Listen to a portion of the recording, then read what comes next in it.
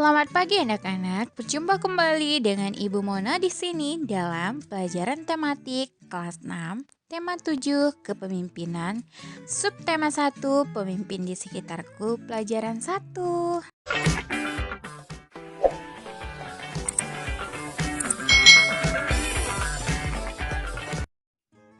Perhatikan gambar.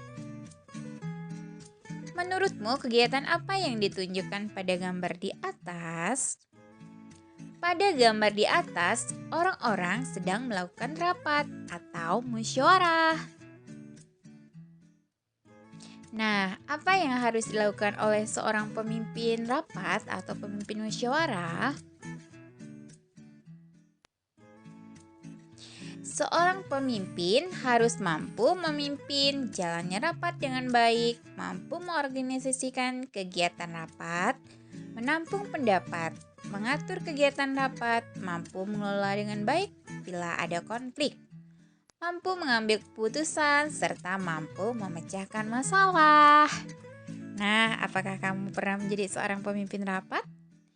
Jika belum pernah, kamu harus tahu ini adalah hal-hal yang harus dimiliki oleh seorang pemimpin rapat anak-anak. Oke, menurutmu kemampuan apa yang harus dimiliki oleh seorang pemimpin? Nah, seorang pemimpin musyawarah harus mampu mengorganisasikan anggotanya, kemudian mempunyai kemampuan dalam mengatur, memecahkan masalah, mampu mempersatukan anggota, dan bisa mengambil keputusan dengan baik. Oke, sekarang kita lihat yang berikutnya. Ada banyak pemimpin di lingkungan sekitar kita. Pemimpin apa sajakah yang ada di lingkungan sekitarmu? Ayo coba diingat-ingat. Dari lingkungan sekitar rumah, misalnya RT, ada RW. Mereka itulah termasuk pemimpin di sekitar kita anak-anak. Sekarang Ibu akan sajikan cerita. Simak baik-baik ya. Ibu RT Sang Pemersatu. Kampung Sehat Melati menjadi kampung percontohan. Kampung ini sering dikunjungi masyarakat dari berbagai penjuru. Lingkungan yang bersih, warga yang sehat, dan warga yang kreatif sering diliput di berbagai media untuk dijadikan panutan masyarakat. Tidak seperti lazimnya pemukiman lain, warga Kampung Sehat Melati mendaulat seorang ibu sebagai ketua RT. Ia adalah Ibu Erika, seorang guru sekolah dasar yang ramah, bersahaja, dan juga berwibawa. Bagi warga, Ibu Erika adalah pengayom yang selalu dapat mereka datangi untuk mencari solusi berbagai masalah. Ibu Erika menyadari bahwa kehidupan masyarakat kadang menimbulkan perselisihan. Perselisihan karena adanya perbedaan nilai-nilai keanggotaan masyarakat. Oleh karena itu, Ibu Erika berinisiatif untuk memperbanyak kegiatan yang melibatkan seluruh warga. Senam sehat bersama misalnya bukan sekedar angin untuk mewujudkan masyarakat sehat, tapi juga bertujuan mempererat hubungan di antara warganya. Setelah senam, warga berkumpul di lapangan. Mereka membawa makanan kecil untuk dinikmati bersama sambil bertukar cerita. Nah anak-anak, bagaimana tadi? Hebat bukan Ibu Erika? Dia adalah seorang tokoh Ibu RT pemersatu. Oke, kita lanjut ya. Ibu Erika juga mengajak warga masyarakat untuk mempraktekkan pengelolaan sampah mandiri. Untuk memotivasi warga, Ibu Erika ikut bekerja dengan membersihkan lingkungan dalam setiap kegiatan kerja bakti. Ibu Erika berencana mendirikan pos pelayanan terpadu. Ketika memaparkan rencananya di hadapan seluruh warga, ia menyampaikan ajakannya. Selamat pagi Bapak dan Ibu, selamat datang di acara kebersamaan yang diadakan di hari Minggu ini. Saya sangat senang dapat bertemu dengan seluruh warga pada acara yang menyatukan kita semua.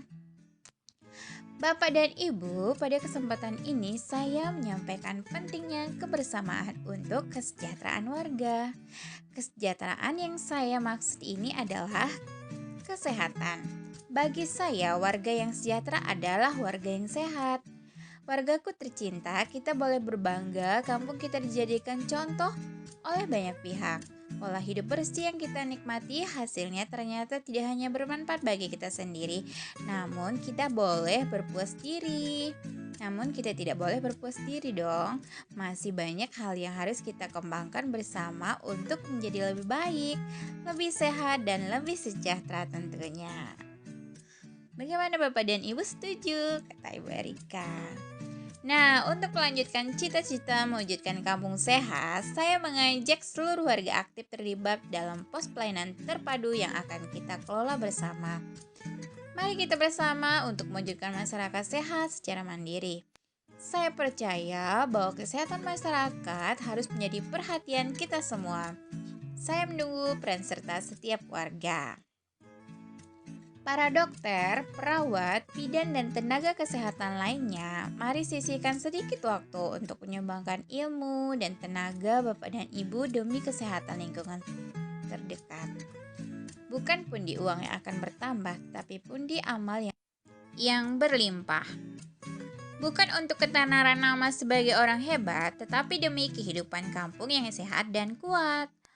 Bapak dan Ibu, terima kasih atas seluruh dukungan yang selama ini Bapak Ibu berikan. Anak-anak, dari cerita tentang Ibu RT Sang Pemersatu tadi dapat dibuat sebuah peta konsep untuk menyimpulkan isi bacaan tersebut. Coba kita lihat yang pertama. Siapakah nama pemersatu dalam pidato pada bacaan Ibu Erika? Siapakah pendengar pidato warga Kampung Sehat Melati? Bagaimana sikap kepemimpinan Ibu RT dalam bacaan itu? Sikap kepemimpinan dari Ibu Erika sangat baik, penuh semangat, mampu memotivasi seluruh warganya dengan cara memberi contoh keteladanan. Komunikatif dengan warga, peduli akan kebersihan dan kesehatan dari warganya. Nah, anak-anak, jika suatu hari nanti kamu dipilih menjadi seorang pemimpin, hendaklah kamu memiliki sifat yang baik seperti sang Ibu RT pemersatu ini, yaitu Ibu Erika. Anak-anak, sekarang kita akan melihat konsep pidato yang disampaikan Ibu Erika pada bacaan di atas. Nah, sebuah pidato memiliki konsep sebagai berikut. Yang pertama terdiri atas tema, yang kedua pembicara, yang ketiga pendengar, yang keempat tempat, yang kelima itu adalah urutan dari isi pidato yang ingin kita sampaikan. Sekarang kita lihat tema yang disampaikan Ibu Erika. Temanya adalah rencana mendirikan posyandu. Pembicara adalah Ibu Erika, pendengar adalah warga Kampung Sehat Melati, tempat balai desa. Urutan isi pidatonya adalah yang pertama adalah pembuka atau salam pembuka ya anak-anak. Nah, di salam pembuka ini kita memberikan salam, menginformasikan tujuan kita menyampaikan pidato itu apa, sekaligus harapan. Yang kedua itu memotivasi warga kampung. Yang ketiga meminta peran serta masyarakat dalam kegiatan posyandu. Yang keempat mengajak tenaga kesehatan untuk menyisihkan waktu membantu pelaksanaan posyandu. Dan yang kelima adalah penutup. Kelima hal ini adalah urutan dari isi pidato. Nah, jadi jika kita ingin membuat pidato, kita harus mengurutkannya seperti ini ya anak-anak, agar tujuan dari pidato tersebut tercapai. Nah, coba kita lihat dialog berikut. Ibu Erika seorang ketua RT yang hebat. Iya, perempuan dan laki-laki mempunyai kesempatan yang sama untuk menjadi pemimpin yang baik. Nah, di sini sudah kita lihat bahwa perempuan juga memiliki hak yang sama untuk menjadi seorang pemimpin. Inilah yang dimaksud dengan kesetaraan gender anak-anak. Jadi baik pria maupun wanita atau laki-laki maupun perempuan boleh atau bisa atau berhak menjadi pemimpin. Oke anak-anak, sekarang kita lihat lagi yang berikutnya ya. Nah, kita masuk ke pelajaran IPA sekarang anak-anak. Ini mengulas sedikit materi yang sudah kita bahas pada tema 6 kemarin ya. Apa perbedaan fisik laki-laki sebelum dan setelah masa puberitas? Sebelum masa puberitas. Sebelum masa puberitas, anak laki-laki suaranya belum berat dan besar, bahu dan dada belum melebar atau bidang. Kemudian berikutnya, anak laki-laki belum tumbuh jakun pada leher dan belum tumbuh kumis atau jambang dan jenggot. Belum tumbuh rambut pada ketiak dan alat kelamin. Selanjutnya, setelah puberitas, seorang anak laki-laki akan mengalami perubahan. Suara lebih berat dan besar, bahu dan dada melebar atau lebih bidang.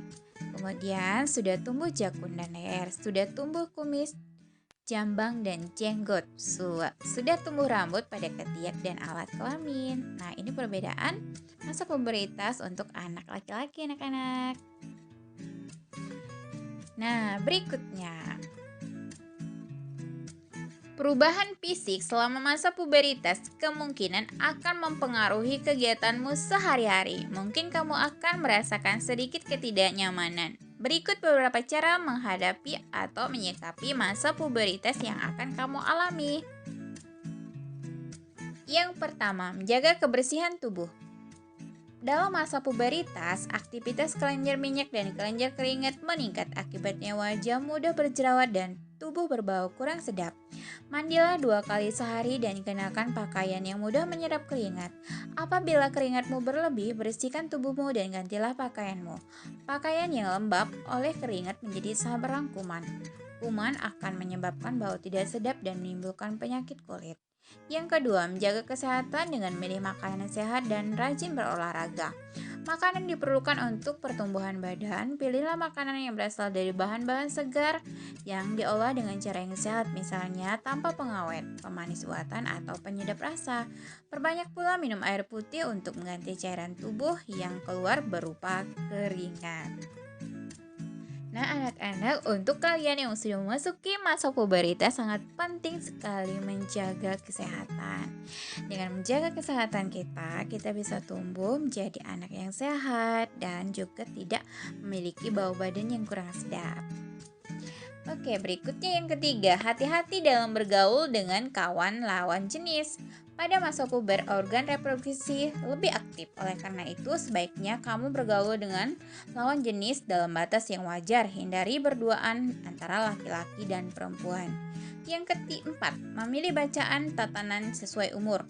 Saat ini, akses untuk bacaan dan tontonan dengan mudah dapat kita peroleh.